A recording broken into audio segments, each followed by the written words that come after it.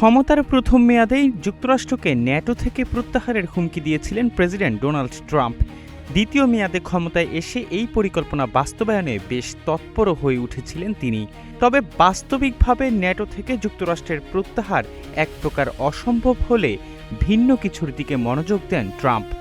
এবার তার সেই বিকল্প পরিকল্পনা বাস্তবায়নের উদ্যোগ নিয়েছে মার্কিন সামরিক সদর দপ্তর পেন্টাগন, যা ন্যাটোর প্রতিরক্ষা সক্ষমতাকে উল্লেখযোগ্য হারে কমিয়ে আনবে।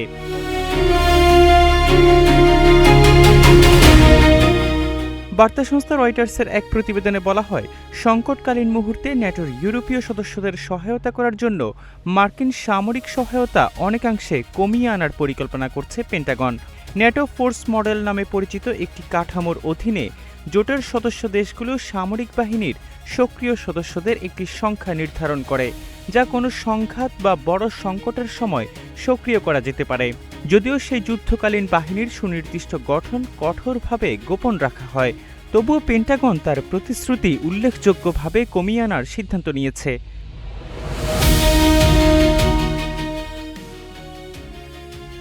মার্কিন প্রেসিডেন্ট ডোনাল্ড ট্রাম্প স্পষ্ট করে দিয়েছেন যে তিনি আশা করেন ইউরোপীয় দেশগুলো যুক্তরাষ্ট্রের কাছ থেকে মহাদেশটির নিরাপত্তার প্রাথমিক দায়িত্ব নিজেদের কাঁধে তুলে নেবে।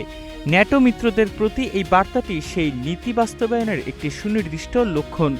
অবশ্য পেন্টাগনের নীতি প্রধান এলব্রিজ কেলবি জানিয়েছেন, ইউরোপীয় মিত্ররা প্রথাগত বাহিনীর নেতৃত্ব দিলেও ন্যাটো সদস্যদের সুরক্ষায় যুক্তরাষ্ট্র তার পারমাণবিক অস্ত্র ব্যবহার করার নীতি বজায় রাখবে।